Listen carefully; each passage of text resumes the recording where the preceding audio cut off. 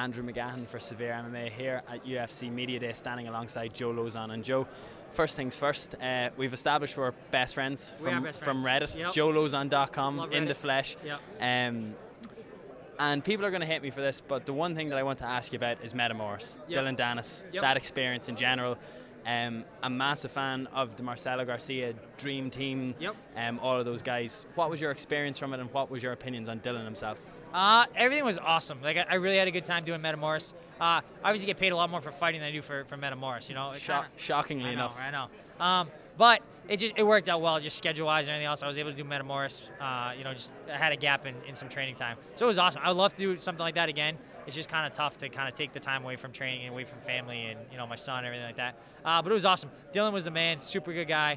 Obviously, I lost. I wish I could have beat him, but he was super cool to me. Before, after, like everything was like super cool. We had dinner after the whole thing, like just talking about.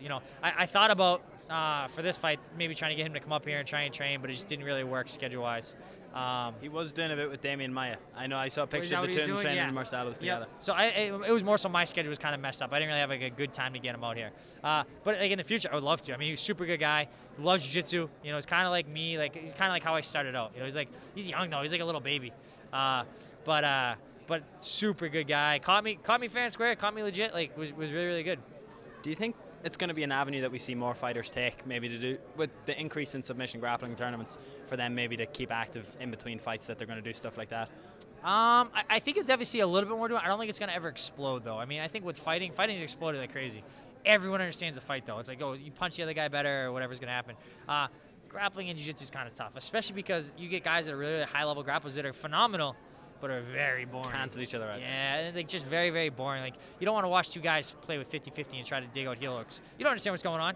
And then if you don't understand heel hooks, you see someone hook a heel, then you're like, oh, he tapped out. Oh, it's crappy. Like you don't understand. So I don't know if sport grappling will ever take off the way fighting has, but I'm sure more people will do it. Jiu-jitsu community is just only so big.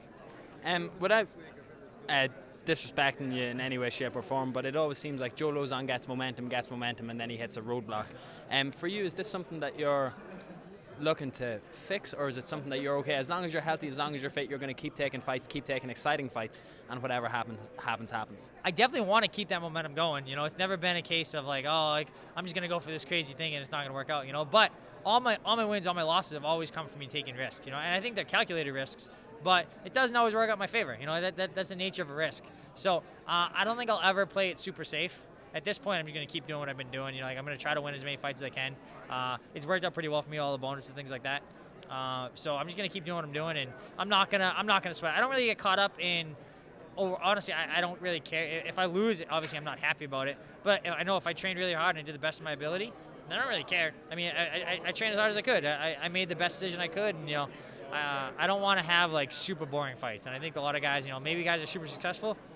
Maybe they're super boring, and that's not my style. Do you think that the fans have more of an endearment to you because, you've said it before, you're a nerd at heart. Yep. The first time I met you, you were going mad about a Zoom H4n. You thought it was brilliant.